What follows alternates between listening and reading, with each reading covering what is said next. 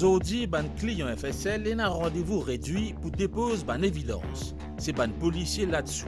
C'est ban client, pareil comme CCID, Coast Guard, MRE, Ministère de la Santé, ICAC, ban la Cour, et nan qui viennent aussi depuis Seychelles. Quand vient dépose ban évidence pour analyse, il y a une procédure qui met en place.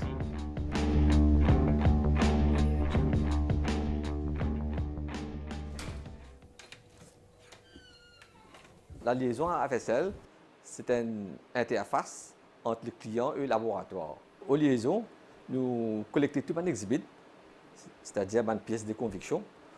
Il y a des critères que nous devons observer avant de nous prendre ce exhibit-là aux liaisons pour faire une analyse.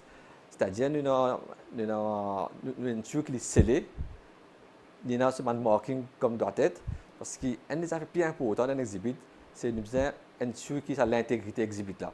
Un affaire qui s'appelle chain of custody, c'est-à-dire nous maintenir la traçabilité de l'exhibit. Et une fois que nous recevons l'exhibit-là, nous ramassons les liaisons dans une place safe, nous donnons une registration là-bas, un barcode pour nous capables de tracer l'exhibit-là jusqu'à son analyse, jusqu'à la cour.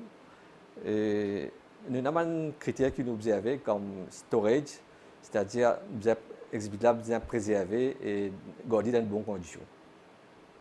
Tout ce qui rentre dans le bâtiment FSL laisse une trace. Personne ne paye ça par une caméra qui a enregistré tout ce qui est arrivé dans le couloir et le laboratoire.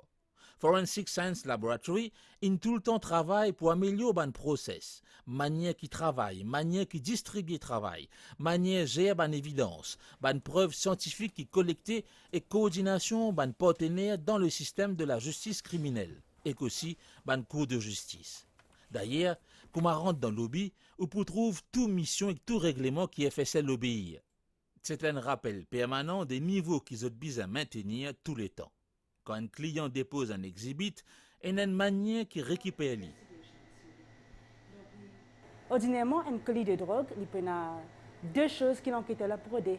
Quel type de drogue ça et s'il y a une trace d'ADN dessus. Parce que quand nous connaissons qu'il y a une trace d'ADN dessus, nous connaissons que ça manipule ce colis-là. OK? Donc, à mon niveau, du côté biologiste, si je trouve que le request for analysis c'est pour DNA, c'est-à-dire s'il peut remettre une trace ADN, moi, le liaison desk, je prends le colis en question, okay, et je passe au niveau sérologie. De poursuivre, un officier avant de faire sur une analyse. Première affaire, il ne faut pas les contaminer ce qu'il peut analyser. J'ai fait tout d'abord un degré en biologie à l'Université de Maurice. Après, j'ai rejoint le Forensic Lab.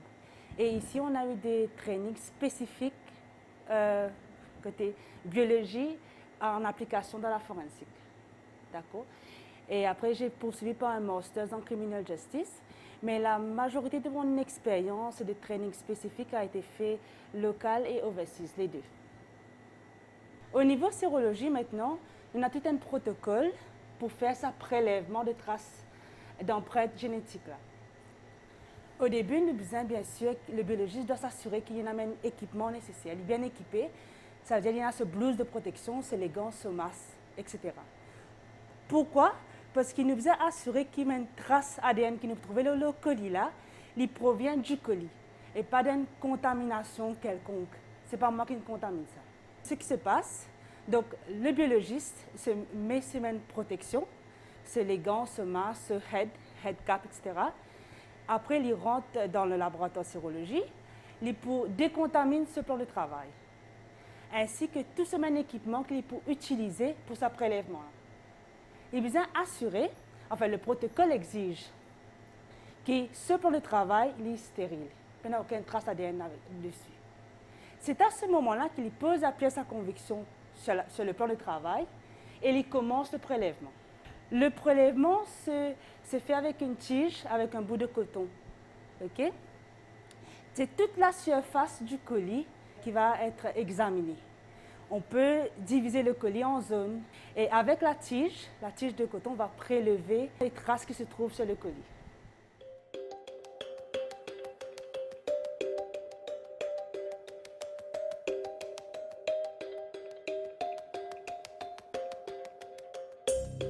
C'est une opération qui fait délicatement.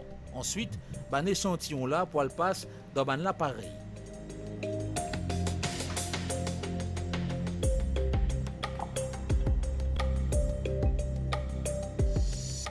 Ban officier travaille dans la discrétion et en respectant ban protocole strict.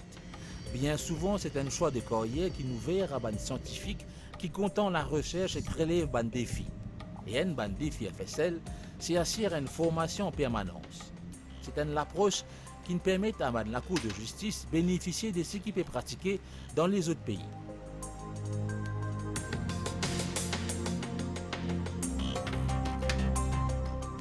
Niveau ban officier reconnaît à l'étranger, aux Seychelles par exemple, qui fait un appel à l'expertise FSL dans certains cas et qui reconnaît ban officier comme un ban expert dans d'autres domaines. Ma formation, c'est BSc Honors Biology. Donc, après ça, je suis appelé pour mon travail, mais tout le temps, je suis content de faire ce métier-là, donc DNA analyse de forensique. Et après que j'ai fini un travail de forensique, nous avons beaucoup d'internal training que nous faisons et aussi d'external training que nous gagnons abroad. Et ça, internal training là, nous gagnons avec des scientifiques qui sont déjà ici et ils permettent nous comme si regarder nous travail, connaître, perfectionner comme si. Nous surtout un profil, analyse, tout ça là. Maintenant, aide-nous comment faire. Nous avons un training structuré quand nous payons au laboratoire.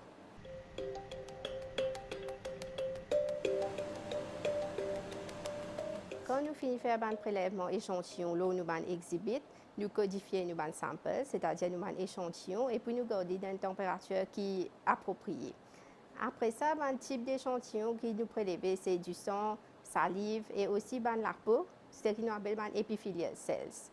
DNA analysis compose de 5 différentes étapes. La première étape, c'est DNA extraction, que nous retirons l'ADN depuis nos cellules. Deuxième étape, c'est DNA quantification, que nous pouvons guetter là, comme l'ADN nous est dans nos samples. Cette étape-là est aussi importante parce que nous pouvons connaître si nos ADN est dégradé ou pas. Parce que de forensique, tous les samples qui nous gagnent, pas nécessairement un fresh sample, il y a qui sont gardés, la pluie, le soleil, bactéries, camonsli, donc nous avons bien tigé et aussi les dégradés. Quatrième étape, c'est DNA amplification, que là, nous pouvons amplifier par multi-millions de copies, une région interest qui nous gagne, c'est-à-dire une target region qui nous pérodie. Quatrième étape, c'est gel électrophorésis, que là, nous poussons pas un fragment d'ADN d'après son size. Nous, cinquième étape, c'est profile analysis de forensic science et à Maurice. Nous analysons 15 différentes places d'un chromosome humain, de NGMON. Et aussi, nous lions à une région que nous connaissons, si un échantillon qui nous gagne là, il peut provenir depuis un male ou soit un female, c'est-à-dire une madame ou soit un monsieur. Ça 15 différentes places que vous pouvez trouver là, les différents, ça fragment d'ADN qui nous gagne de 15 différentes places là, les différents pour chaque personne. Donc, des différents génomes, les papes et la même DNA profile. Donc, c'est à travers ça que nous connaissons que c'est un génome qui peut lier directement avec un crime scene ou non. Par exemple, si nous payons un suspect ou une victime sur référence d'ADN, nous pouvons comparer l'ADN qui nous gagne, un crime scene ou soit un exhibit. C'est à travers ça que nous faisons du DNA analysis, comparison.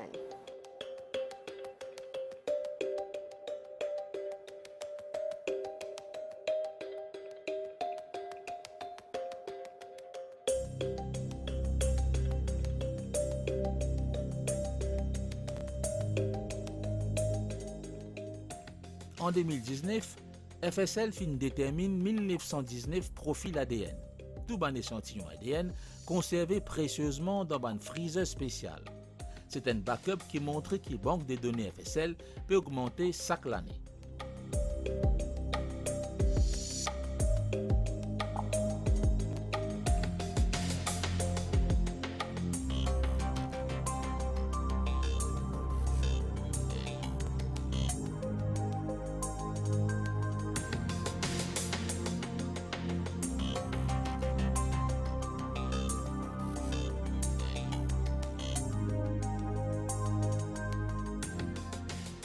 Nous suivons là une autre analyse, une case la drogue. Quand un case Gandia, Biz analyse qui va été Gandia ça a été et certifié qui tout ban pied qui t'est déraciné effectivement zot ban plan Gandia.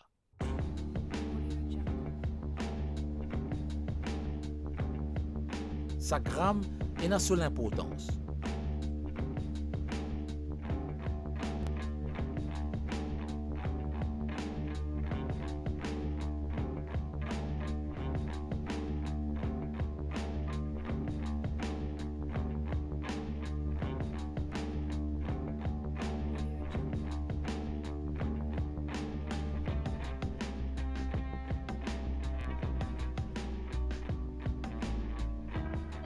Quand on saisit un produit qui apparente à la drogue synthétique, il y a une série de analyses qui viennent.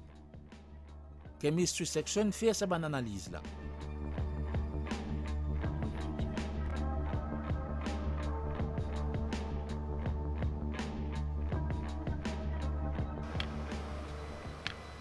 Après que mon sample finit de faire un test préliminaire, le sample passe par une phase de préparation que nous convertissons tout le échantillon qui prend dans n'importe quelle forme, disons la poudre, comme une feuille qui est consommée. Nous convertissons nous faisons une forme liquide. Ici, nous faisons analyse de sample là dans différents appareils. Donc, principalement, il y a un appareil comme le gaz chromatographie mass spectrométrie et aussi une ultra performance liquid chromatographie mass spectrométrie système. Quand le sample là est en forme liquide, il passe par un appareil de chromatographie, quand il sépare les différents analyses qu'on nous a mis dans un sample là, et puis il a détecté de nous mass spec. Donc, nous avons un sample, nous avons une analyse séparée, que depuis toute l'impurité qu'il y a, et à travers nos aspects, nous réussissons à détecter qui est un compound, qui est une molécule chimique qui est présente dans l'échantillon là. En 2019, 63% de ce ban analyse qui concerne la drogue, 4236 cas.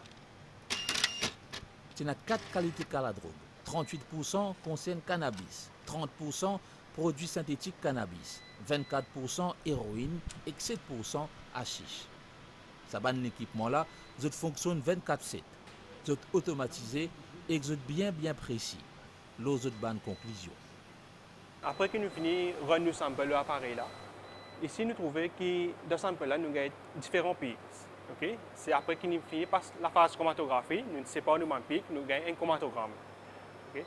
Donc, après que nous finissons nos chromatogramme, nous pouvons comparer avec une librairie internationale, que nous avons un résultat qui peut nous qui est un compound qui est détecté. Okay? Donc, comment on trouve ici, on a disons 5 différents compounds qui sont détectés.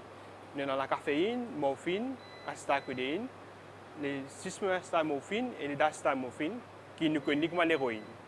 Après que nous finissons l'analyse de l'ensemble de l'appareil, pareil de gaz chromatographie mass spectrométrie, nous trouvons que dans ce sample là, nous avons 4 pics principales.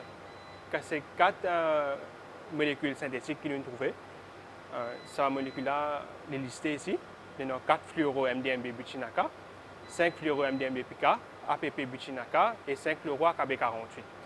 Donc tout ça, c'est des molécules synthétiques qui les consommateurs consomment à Maurice. Toute la méthode nous servit, c'est une méthode qui est validée internationalement. Et puis, par analyse, il prend environ 20 minutes pour nous faire nos sample preparation. Et ici, il prend environ 20 minutes pour nous faire une analyse de l'appareil pour nous gagner un résultat. Et c'est un résultat qui, confirmatory, on ne peut pas disputer les résultats comme ça.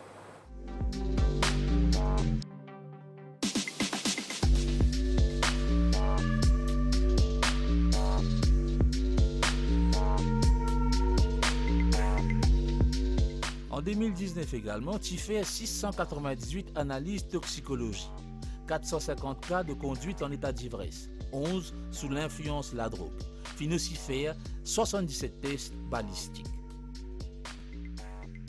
FSL y contribue pour examiner l'évidence qui gagne la scène de crime et qui servit de technique pour lier les suspect à les victimes, les suspect à la scène de crime, ce qui aussi permet d'éliminer les suspects.